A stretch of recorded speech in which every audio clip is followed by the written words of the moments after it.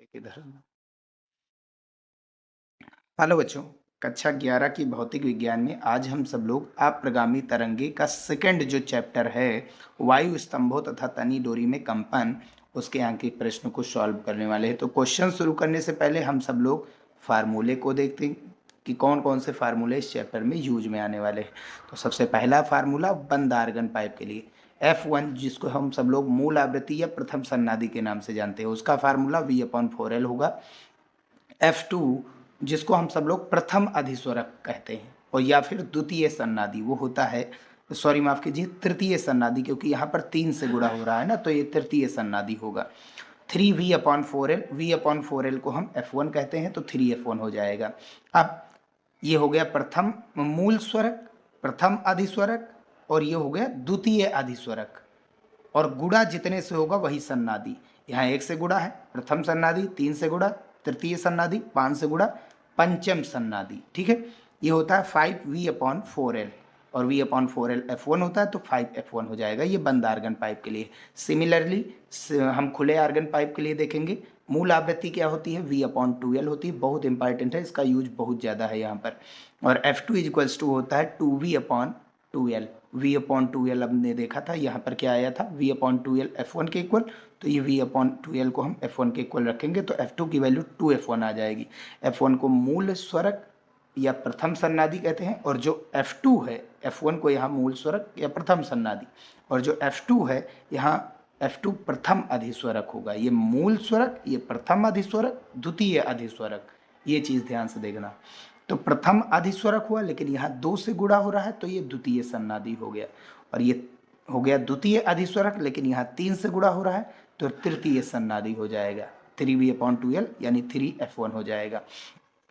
अब ऐसे यहाँ से अगर देखा जाए तो इसमें अगर 2 से गुणा 2 से भाग करा दें तो V/4L हो जाएगा, और आगे 2 बचा। ठीक है, यानी 2V/4L हो जाएगा F1 खुले आर्गन पाइप के लिए। तो खुले आर्गन पाइप में अगर ध्यान से समझिए बात, एक चीज़ और कर सकते हैं। अगर बंद आर्गन पाइप में 2 से गुणा करा दें तो 2 × 2 2 दूनी 4, ये खुले आर्गन पाइप का हो जाएगा मूल स्वरक। तो यही चीज़ यहाँ से रिलेशन निकल के आया है कि अगर खुले आर्गन पाइप की मूल स्वरक या मूल स्वर जो होता है वो 2F1 यानी बंद आर्गन पाइप की मूल स्वरक का 2 गुना होता है। क्लियर है बात? अब और जो आवृत्ति होती है वो लंबाई के व्युत्क्रमानुपाती भी होती है। आगे बढ़ते हैं। अगला V, आवृत्ति V के अनुक्रमानुपाती होता है, या कह सकते हैं आवृत्ति V जो है आवृत्ति के अनुक्रमानुपाती, या आवृत्ति जो है V के अनुक्रमानुपाती। भाई जिसकी आवृत्ति ज़्यादा उसकी ऊर्जा ज़्यादा है, ऊर्जा ज़्यादा तो उसका वेग भी ज़्यादा होगा। ठीक है, तो उसी कॉन्सेप्ट है। और V हमने पढ़ लिया था अनुक्रमानुपाती होता है √T के यांत्रिक तरंगों में। ठीक है, और यहाँ T है तापमान, किसमें? केल्विन में। तो F1 अपॉन समानुपाती का चिन्ह है ना, तो इसलिए हम कह सकते हैं F1/F2 बराबर V1/V2, और यहाँ रूट लगा है तो रूट T1/T2, समानुपाती में 1:1:1:2 आता है ना। अब तनी डोरी में उत्पन्न तरंग की चाल क्या होती है, इसको भी हम सब लोगों ने पढ़ रखा है। तनी डोरी में जो उत्पन्न तरंग होती है वो अनुप्रस्थ होती है, T/M होता है। यहाँ पर जो T है वो तनाव है, और स्मॉल m है एकांक लंबाई का द्रव्यमान। जो डोरी है उसकी 1 मीटर लंबाई का द्रव्यमान है, और ये बराबर होता है कुल द्रव्यमान बटा कुल लंबाई, और जो कि ऊपर चली जाएगी, तो TL/M हो जाएगा। और द्रव्यमान बराबर होता है घनत्व गुणा आयतन, और आयतन डोरी का πr² होगा। L से L खत्म हो जाएगा, तो T/π² D बचेगा। अब T हो गया तनाव, तनाव यानी बल, और नीचे हो गया πr² एरिया, बल बटा क्षेत्रफल प्रतिबल होता है, तो प्रतिबल बटा क्या हो गया? डेंसिटी यानी घनत्व। ये इतना फार्मूला हो गया। वैसे इसको यांत्रिक तरंगे में करवाया भी गया है। अब तनी डोरी में जो तरंगे उत्पन्न होती है उसकी आवृत्ति क्या होती है, तो ये मूल स्वरक जिसको प्रथम सन्नादि कहते हैं वो बराबर होता है V/2L के, और V होता है √T/M के इक्वल। ठीक है बात? अब F2 जो होता है, जिसको हम सब लोग यहाँ से 2 से गुणा हो रहा है, तो ये जाहिर सी बात है ये प्रथम अधिस्वरक है, और द्वितीय सन्नादि 2/2L, और इंटू में V होता है, तो V की जगह पर T/M हमने डाला था, डेरिवेशन भी करवाया था, 2F1 के इक्वल होता है। F3 जो कि द्वितीय सन्नादि या द्वितीय अधिस्वरक या तृतीय सन्नादि होता है, 3/2L √T/M यानी 3F1 के इक्वल होता है। आप F1 निकाल लीजिए, F2 F3 F4 आप चाहे जो भी निकालिएगा आ जाएगा। अब यदि कंपन n खंडों में हो, n खंड कर दिए जाएं, क्या आए थे n खंड, ऐसे कंपन n खंडों में आ जाए, एक बार आया था, दो बार आया था, 3 बार मुड़े थे, तो वही चीज खंड मतलब n खंड, तो जो तरंग दैर्ध्य होगी वो 2l/n हो जाएगी। जितने खंड करेंगे उतने में भागों में 2l बट जाएगी। ये किसके लिए, खुले आर्गन पाइप या डोरी के लिए 2l/n लगाएंगे और बंद आर्गन पाइप के लिए 4l/n लगाएंगे। वैसे बहुत कम चांस है इसके यूज होने का। अब अगर मैक्सिमम मान चाहिए लेमडा का तो n की वैल्यू हमको 1 डालना पड़ेगा। तो खुले आर्गन पाइप के लिए लेमडा का मैक्सिमम मान कितना आएगा 2l और बंद आर्गन पाइप के लिए 4l आएगा। ठीक है, और n का मान 1 2 3 4 यही डॉट डॉट डॉट है। चलिए अब क्वेश्चन की शुरुआत करते हैं। तो यह क्वेश्चन नंबर फर्स्ट है। पहले अभ्यास अंक के प्रश्न सॉल्व करेंगे, फिर हम सब लोग सेल्फ असेसमेंट यानी कि आत्मनिरीक्षणात्मक सॉल्व करेंगे। पहला क्वेश्चन है, दोनों सिरों पर खुले एक आर्गन पाइप की लंबाई 0.5 मीटर है। यदि वायु में ध्वनि का वेग 350 मीटर पर सेकंड हो तो इस आर्गन पाइप की मूल स्वर या मूल स्वरक जिसको कहते हैं की आवृत्ति ज्ञात कीजिए। ये हमको निकालना है। तो लंबाई हमें 0.5 मीटर दी गई, वेग 350 मीटर पर सेकंड, F1 निकालना है, मूल स्वरक या मूल स्वर की आवृत्ति। खुले आर्गन पाइप के लिए क्या होती है, F1 की वैल्यू V/2L होती है, F1 की वैल्यू V/2L होती है। ठीक है भैया, तो यहाँ से वैल्यू डाल सकते हैं हम सब लोग, या V बराबर, अगर इसको इधर गुणा कराएंगे तो F1 × 2L हो जाएगा, और हमको F1 ही निकालना है। ठीक है, F1 350V और नीचे हो गया 2 × L की लंबाई 0.5, तो 2 पंची 10, एक अंक आगे दशमलव यानी 1.0 और ऊपर 350, 1.0 यानी 1 ही हुआ और ऊपर 350, तो आंसर हो जाएगा 350 हर्ट्ज। यही फाइनल आंसर हो जाएगा। अगला क्वेश्चन देखिए। सेकंड क्वेश्चन है, यदि एक बंद आर्गन नलिका का द्वितीय अधिस्वरक यानी F3 खुली आर्गन नलिका के तृतीय अधिस्वरक यानी F4 की बात करें ना के बराबर हो तो दोनों आर्गन नलिकाओं की लंबाइयों का अनुपात निकालिए। तो हमें दिया क्या गया है, बंद आर्गन पाइप का द्वितीय अधिस्वरक यानी F3 और खुले आर्गन पाइप का तृतीय अधिस्वरक, थर्ड ओवरटोन्स का मतलब अधिस्वरक होता है, वो F4 होगा। भाई एक बढ़ा करके लिखना, एक बढ़ा करके, क्योंकि एक छूट गया था ना, तो एक बढ़ा करके, द्वितीय का है तो तीसरा, तीसरा का है तो चौथा, और ये बराबर होता कितना है 5V/4L1 के। बंद आर्गन पाइप, इसकी लंबाई कुछ और होगी, वेग तो सेम ही रहेगा, वायु की बात कर रहा है तो वायु में ध्वनि का वेग सेम रहता है। और F4 खुले आर्गन पाइप के लिए F4 का मान होता है 4V/2L और लंबाई L2 हो गई। अब 2 एकन 2, 2 दूनी 4, V से V कैंसिल आउट, L1 को ऊपर भेज दीजिए और 2 को नीचे, या फिर ऐसे L1 को ऊपर भेज दो तो 2L1 और नीचे हो गया L2, और इधर कितना बचा 5/4। अब 2 को नीचे भेज दो तो ये हो जाएगा L1, अब L1/L2, ये 2 नीचे आएगा तो 4 दूनी 8 हो जाएगा यानी 5/8, तो L1L2 का रेशियो 5:8 हो जाएगा आंसर। क्वेश्चन नंबर थर्ड क्या है, एक बंद आर्गन पाइप के प्रथम अधिस्वरक की आवृत्ति वही है, यानी F2 बात कर रहा है, जो एक खुले आर्गन पाइप के प्रथम अधिस्वरक की। ठीक, दोनों के F2 सेम है, उनकी लंबाई का अनुपात क्या है, L1 और L2 निकालना है। यदि बंद आर्गन पाइप की लंबाई 30 सेमी हो तो खुले आर्गन पाइप की लंबाई क्या होगी। तो पहले रेशियो निकालेंगे और उसी में वैल्यू डाल देंगे L1 की। तो यहाँ पर बंद आर्गन पाइप भाई प्रथम अधिस्वरक कह रहा है तो F2, खुले आर्गन पाइप प्रथम अधिस्वरक कह रहा है यानी F2। बंद आर्गन पाइप के लिए F2 होता है 3V/4L1, खुले आर्गन पाइप के लिए 2V/2L1। ठीक है, V से V कैंसिल, 2 से 2 कैंसिल, L1 ऊपर भेज दो तो L1 ऊपर चला गया, L2 नीचे, यानी L1/L2, और सामने कितना बचा 3/4। ठीक, ये हो गया रेशियो दोनों में 3:4। L1 30 सेमी दिया गया, L2 निकालना है, तो L1 अगर 30 डालेंगे तो 30/L2 बराबर 3/4, तो 3 एकन 3, 3 दाम 40, 3 दाम 30। अब इसका गुणा इधर, इसका गुणा इधर, कैंची गुणा कराएंगे तो L2 की वैल्यू 4 दाम में 40 सेंटीमीटर आ जाएगी। तो अगला क्वेश्चन नंबर 4 है, 341 हर्ट्ज आवृत्ति के एक स्वरित्र को 1 मीटर लंबी नली के ठीक ऊपर कंपित किया जाता है। ठीक है, अत्यंत संशोधन के ऊपर वाला क्वेश्चन है। नली में धीरे धीरे जल भरा जा रहा है, जल की कितनी ऊंचाई अनुनाद के लिए आवश्यक है। अनुनाद की स्थिति में क्या होता है, आवृत्ति क्या हो जाती है सेम, जो स्वरित्र है और साथ ही साथ जो पानी भरा जा रहा है जिसमें कंपन कराया जा रहा है, उन दोनों की आवृत्ति क्या हो जाती है सेम। वायु में ध्वनि की चाल 341 मीटर पर सेकंड ये दिया गया है। तो L1 दिया गया 1 मीटर, F दिया गया 341 हर्ट्ज, वेग 341 मीटर पर सेकंड। अनुनाद की स्थिति में क्या होता है, हमने बताया था वायु स्तंभ की जो आवृत्ति होती है वो स्वरित्र की आवृत्ति के इक्वल होती है। ठीक है, तो इस वायु स्तंभ में जो आवृत्ति है वो उत्पन्न आवृत्ति कितनी हो जाएगी, स्वरित्र की आवृत्ति के, स्वरित्र की आवृत्ति 341 हर्ट्ज है, तो फिर वायु स्तंभ में जो आवृत्ति उत्पन्न हो रही है, जो जल भरा वायु स्तंभ है उसमें जो आवृत्ति उत्पन्न हो रही है, तरंग उत्पन्न हो रही है, उसकी जो आवृत्ति होगी 341 हर्ट्ज। अब लेमडा बराबर v अपॉन एफ लगा दीजिए, और v कितना है हमारे पास 341, और f भी कितना हमारे पास है 341, कैंसिल आउट करेंगे 1 मीटर यानी 100 सेंटीमीटर।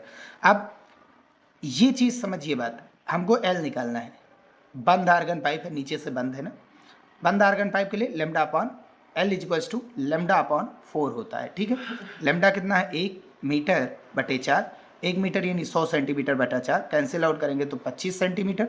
अब अगर ऊपर से निकाली जाए, ये नीचे से लंबाई आई, अगर ऊपर से निकाली जाएगी तो ये कितनी आ जाएगी 100 माइनस 25, भाई टोटल लंबाई 100 है सेमी, और 25 है ये नीचे की लंबाई, तो ऊपर से कितनी बची 75 सेंटीमीटर। तो आप 25 या 75 कोई भी आंसर डाल दीजिए, कोई दिक्कत नहीं है। क्वेश्चन नंबर 5, एक अनुनाद नली 512 हर्ट्ज आवृत्ति के स्वरित्र के साथ अनुनादित की जाती है। अनुनादित वायु स्तंभ की लंबाई 16 सेमी तथा 51 सेमी है। कमरे का ताप 40 डिग्री सेल्सियस है। 0 डिग्री सेल्सियस पर ध्वनि की चाल तथा अत्यंत संशोधन जो ई की वैल्यू है वो निकालना है। तो हमें आवृत्ति दी गई है 512 हर्ट्ज, और L1 हमें दिया गया है 16 सेमी, L2 दिया गया 51 सेमी। हमें निकालना है अत्यंत संशोधन यानी ई, और लेमडा निकालनी। ई बराबर, फार्मूला देख लीजिए, अत्यंत संशोधन में लिखा है बुक में, ई बराबर L2 minus 3L1 upon 2। L2 कितना है 51, 3 L1 कितना है 16, तो 16 3 48, 51 से घटाएंगे तो बचेगा 3 और बटे का 2, 3 बटा 2 यानी 1.5, 1.5 सेमी, ये आ गया आंसर इसका। लेमडा बराबर निकालेंगे तो 2 ब्रैकेट L2 माइनस L1 होता है। ठीक है, इसका फार्मूला, तो 2L2 कितना है 51, L1 कितना है 16, घटा दीजिए तो बचा कितना 35 गुणा 2, 35 दूना 70 सेंटीमीटर, यानी कि 0.2 अंक आगे लाएंगे तो मीटर में आ जाएगा, 0.7 मीटर, ये लेमडा आ गया। क्लियर बात है। अब आगे ध्यान से समझिए, अब हम वेग निकालेंगे। 40 डिग्री सेल्सियस पर ध्वनि की चाल V बराबर F लेमडा, F 512 है और लेमडा कहाँ कितना उत्पन्न हो रहा है 0.7, गुणा कराएंगे 358.4 मीटर पर सेकंड आ जाएगा। जो वेग होता है वो टेम्परेचर के रूट के अनुक्रमानुपाती होता है। ठीक, अभी हमने शुरुआत में ही बताया। तो V 40 बटा V 0 डिग्री सेल्सियस पर ध्वनि की चाल है, 40 डिग्री सेल्सियस पर ध्वनि की चाल है, ये बराबर होगा √T अपॉन T0। T0 मतलब 0 डिग्री सेल्सियस पर ताप है, 0 डिग्री सेल्सियस का ताप, और ये T जो है वो 40 डिग्री सेल्सियस का ताप। अब 40 डिग्री सेल्सियस है, केल्विन में चेंज करेंगे यानी कि 273 जोड़ेंगे, 40 273 313, और T0 यानी 273 0 डिग्री सेल्सियस पर जो टेम्परेचर होता है। V40 हमने निकाला 358.4। अब इसको कैंसिल आउट करेंगे भाई, V इसको ध्यान से समझिए, V0 को ऊपर ले जाएंगे, ऊपर वाला नीचे और नीचे वाला ऊपर, यानी ये पलट जाएगा। V0 की वैल्यू क्या हो जाएगी 358.4, और ये पलट जाएगा 273 ऊपर 313 नीचे, और इसको कैंसिल आउट करेंगे तो 0.087 आ जाएगा रूट में। और रूट वाली वैल्यू कैसे निकाली जाती है ये चीज हमने यहाँ पर निकाला, 0.087। अगर 1 से घटाएंगे 0.013 तो इतना आ जाएगा। अब 1 का रूट हमको पता है 1 होता है, और ये जो वैल्यू दी गई है इसको ऐसे उतार दो, और नीचे 2 से स्क्वायर रूट वाला गुणा, और ये 1 से गुणा करा दो। ठीक है, 2 और इंटू में 1। अब 2 1 2, अब इसको 0.13 को 2 से डिवाइड कराएंगे तो 0.065 आएगा, और 1 से घटाएंगे तो 0.935 आ जाएगा। ये हो गई 0.87 का रूट मान 0.93 आया है, और इसका हम 358 से गुणा कराएंगे तो लगभग 334.6 मीटर पर सेकंड 0 डिग्री सेल्सियस पर ध्वनि की चाल आ जाएगी, और यही इसका आंसर हो जाएगा। चलिए अब नेक्स्ट टाइप के अभ्यास आंकिक प्रश्न को सॉल्व करते हैं, जो कि तनी हुई डोरी के क्वेश्चन। ठीक, एक तनी हुए तार की लंबाई 1 मीटर है, L 1 मीटर है, उसकी मूल आवृत्ति यानी F1 300 हर्ट्ज है। तार में अनुप्रस्थ तरंग की चाल यानी V निकालना है हमें। तो भैया L का मान 1 मीटर, F1 300, V निकालना है। F1 बराबर V/2L होता ही है, ये चीज हमने शुरुआत में फार्मूले में बता दिया था और वो चीज आप सामने रख करके बैठिए, ठीक है। तो V की वैल्यू निकालेंगे तो 2L का इधर F1 से गुणा हो जाएगा। F1 कितना है 300 और 2 इंटू L कितना है 1, तो 300 का 2 से गुणा 600 हो जाएगा मीटर पर सेकंड, ये चाल हो जाएगी। क्वेश्चन नंबर सेकंड क्या कह रहा है, कह रहा है 35 सेमी लंबे एक तार का द्रव्यमान 2 ग्राम है। टोटल लंबाई 35 सेमी, टोटल द्रव्यमान तार का जो दिया गया वो 2 ग्राम है। 500 हर्ट्ज की आवृत्ति से कंपन कराने के लिए तार पर कितने न्यूटन का तनाव बल लगाना पड़ेगा। तो हमको आवृत्ति कितने हर्ट्ज की उत्पन्न करानी है, जो ध्वनि उत्पन्न हो रही है उस ध्वनि तरंग की आवृत्ति 500 हर्ट्ज रखनी है और उसके लिए हमको कितना तनाव रस्सी पर देना पड़ेगा वो हमको निकालना है। तो लंबाई हमें भैया दी गई 35 सेमी, सेंटीमीटर को मीटर में चेंज करने के लिए 10 की घात -2 से गुणा। द्रव्यमान टोटल 2 ग्राम है, ग्राम को किलोग्राम में चेंज करने के लिए 10 की घात -3 से गुणा। आवृत्ति दी गई है 500 हर्ट्ज, हमको तनाव निकालना है। F बराबर V/2L होता है, ठीक। पहले स्मॉल m निकालते हैं और भाई V की वैल्यू रूट का T/m होता ही है, जो अनुप्रस्थ तरंग में ध्वनि की जो चाल होती है वो। m बराबर m/l यानी टोटल द्रव्यमान और नीचे टोटल लंबाई से डिवाइड कराएंगे तो हमको मिल जाएगा एकांक लंबाई का द्रव्यमान। तो टोटल द्रव्यमान है 2 गुणा 10 की घात -3 किग्रा और टोटल लंबाई 35 गुणा 10 की घात -2। 2 माइनस ऊपर गए हो प्लस हो गए और -3 + 2 बचा -1, -1 मतलब 0.1 अंक आगे 0.2 और नीचे हो गया 35 यानी 35। अब ये चीज यहाँ पर हम रख देंगे। F की वैल्यू 500, 2L की वैल्यू 35 गुणा 10 की घात -2 और अंडर रूट में T और इंटू बटा M कितना आया है हमारे पास 0.2 और बटा में 35 हमने ऊपर भेज दिया। क्लियर है बात भैया। अब हम यहाँ पर क्या करेंगे, इसका गुणा इधर कराएंगे तो 35 दूना 70 और ये गुणा में 500 और गुणा में 10 की घात -2 और 1 2 यहाँ 2 जीरो प्लस के 2 जीरो माइनस के खत्म और 5 7 35 यानी 350 बचा और इधर कितना बचा रूट का 35 और पॉइंट हटाएंगे ऊपर एक जीरो 350 और नीचे बचा 2, वर्ग कर देंगे इधर रूट हट जाएगा t गुणा 350 बटा 2 और इधर स्क्वायर हो जाएगा। 350 बचा था ना, 350 का 2 बार गुणा करा दिया। अब 350 से 350 से कैंसिल और 2 का गुणा इधर 350 से कराएंगे तो 700 न्यूटन का तनाव हमको डोरी पर उत्पन्न कराना पड़ेगा, तभी जाकर के उसमें जो 35 सेमी लंबाई और 2 ग्राम की डोरी है उसमें 500 हर्ट्ज की ध्वनि तरंग उत्पन्न होगी। थर्ड क्वेश्चन कह रहा है 1 मीटर लंबे इस्पात की तार को जिसका द्रव्यमान 20 ग्राम है 800 न्यूटन का तनाव लगाकर खींचा गया है। इसके कंपन की मूल स्वर तथा अन्य उच्चतर 3 कंपन प्रकारों की आवृत्ति का मान निकालिए। यानी F1 तो निकालना है, F2, F3, F4 भी निकालना है हमें। तो भैया L का मान 1 मीटर, द्रव्यमान टोटल 20 ग्राम, तनाव 800 Newton, F1, F2, F3, F4 निकालना है 4। M बराबर M/L होता है, टोटल द्रव्यमान 20 ग्राम, किलोग्राम में चेंज करेंगे 10 की घात -3 से गुणा, लंबाई 1 मीटर 1 रख दिया तो टोटल आ गया M का मान स्मॉल m यानी एकांक लंबाई का द्रव्यमान 20 गुणा 10 की घात -3 किग्रा पर मीटर। F1 बराबर 1/2L रूट का T/m होता ही, ठीक है। अब यह वैल्यू डाल रहे थे तो कोई मतलब नहीं वैल्यू डालने से। F1 = 1/2L की वैल्यू 1 है, अंडर रूट में तनाव कितना है 800 और टोटल द्रव्यमान एकांक लंबाई का द्रव्यमान 20 गुणा 10 की घात -3, जीरो से जीरो खत्म, 3 माइनस ऊपर गए हो गए प्लस के जीरो, तो प्लस के 3 जीरो, एक जीरो पहले से ही था और 8 बचा, 8 को 2 से डिवाइड कराएंगे तो 4 बचेगा। क्लियर बात। अब ये कितना हो गया 40,000, ठीक है। तो 4 का रूट कितना होता है 2 और यहाँ 10,000 का रूट कितना होता है 100, यानी 200 का स्क्वायर करेंगे तो 40,000 आता है। तो 40,000 रूट का मान निकालेंगे तो 200 आएगा और बटेगा 2 पहले से ही था, कैंसिल आउट करेंगे तो 100 हट जाएगा।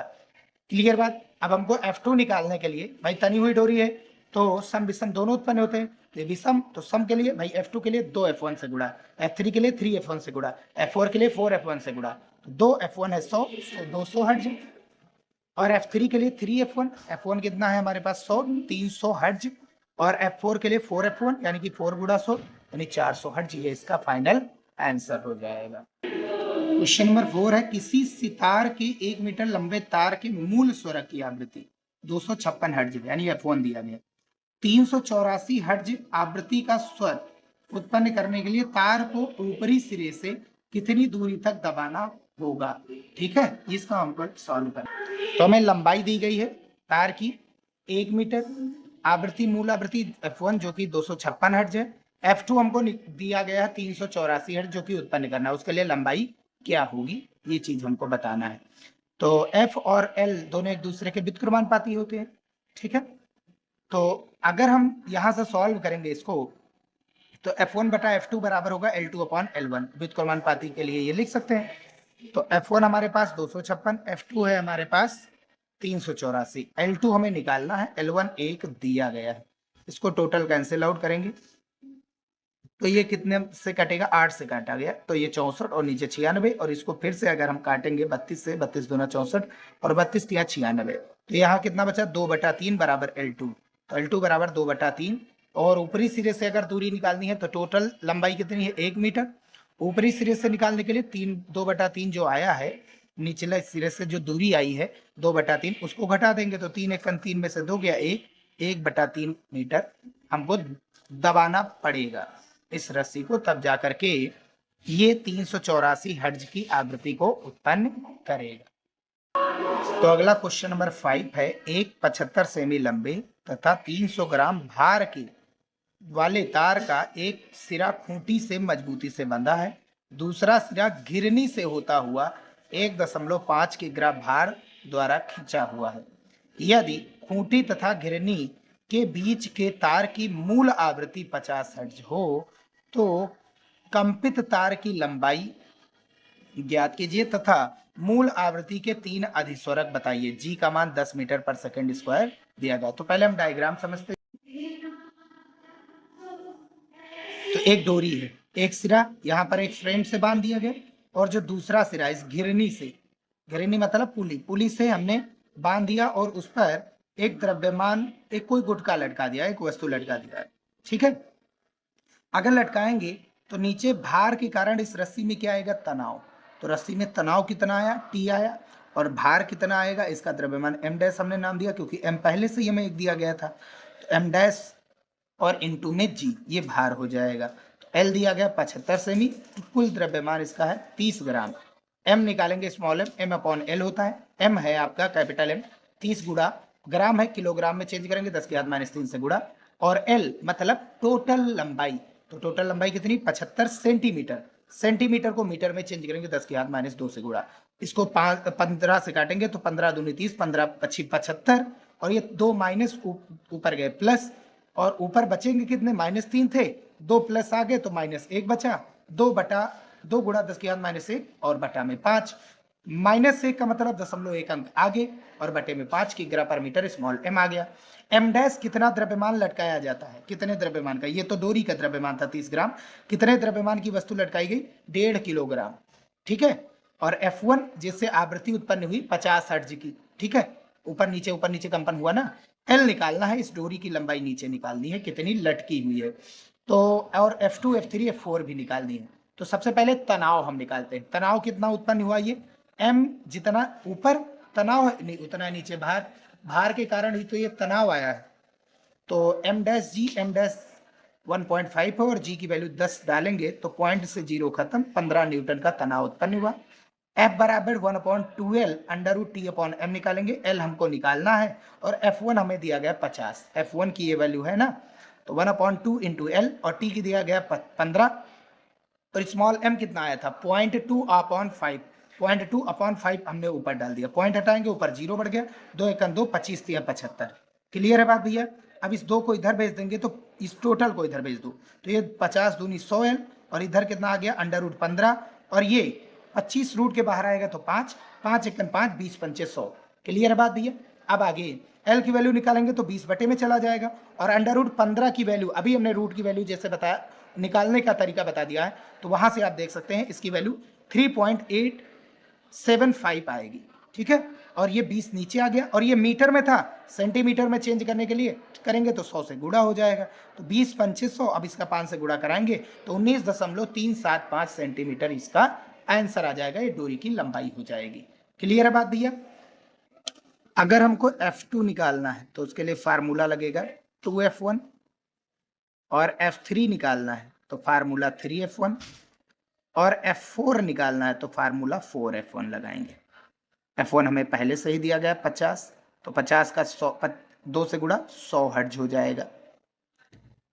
50 का 3 से गुणा 150 हर्ट्ज हो जाएगा, और 4 से गुणा कराएंगे 50 का तो ये हो जाएगा 50, 4 पंचे 20, 200 हर्ट्ज।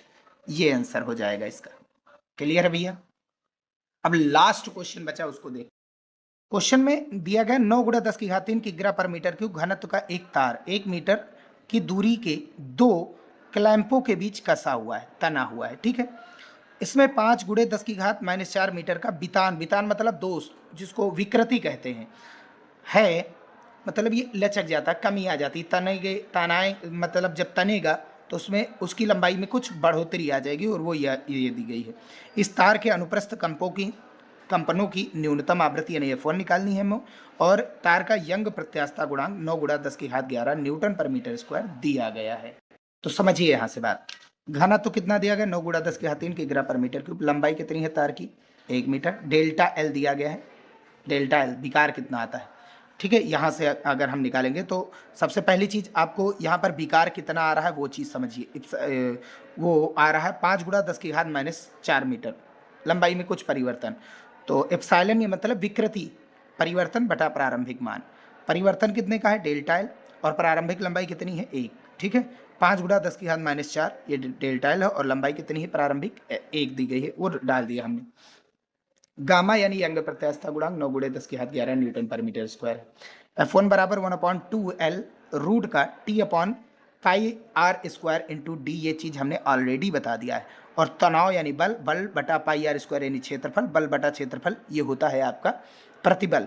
और प्रतिबल एक चीज और हमने पढ़ा, गामा बराबर यंग प्रत्यास्थता गुणांक बराबर प्रतिबल बटा विकृति, तो इसको हम इधर गुणा कराएंगे, गामा से विकृति की गुणा कराएंगे तो हमको प्रतिबल मिल जाएगा। तो प्रतिबल की जगह पर गामा यानी यंग प्रत्यास्थता गुणांक गुणा विकृति रख देंगे, और बटा में डी, और आप आगे कितना था 1/2L। अब वैल्यू डाल दीजिए बस, 1/2L की वैल्यू 1 दी गई है, अंडर रूट में गामा दिया गया 9 गुणे 10 की घात 11, और विकृति 5 गुणे 10 की घात -4, और डी दिया गया 3 गुणे 10 की घात 3, 9 गुणे 10 की घात 3 ये दिया गया है डेंसिटी। 9 से 9 खत्म, अब 3 नीचे प्लस के ऊपर गए माइनस, -4 पहले थे सही थे, 4 3 7, 7 माइनस के 11 प्लस के, घटा दीजिए बचे कितने 4, तो 4 है, रूट के बाहर आएगा तो 2 जीरो बचेंगे, 2 जीरो यानी 100, और बटेगा 2 पहले से ही था, और रूट 5 मतलब 2.25, कैसे निकाला जाएगा, रूट 5 को हम लिख सकते हैं 4 + 5, 4 का रूट होता है 2, और +1 लिखा तो +1 बटा 2, रूट वाला मल्टीप्लाई डिवाइड होता ही है, और ये वाला 2 इसके साथ गुणा हो जाता है, ठीक है। तो 2 दूनी 4, 1/4 मतलब 0.25, 2 में ऐड करेंगे तो 2.25 हो गया।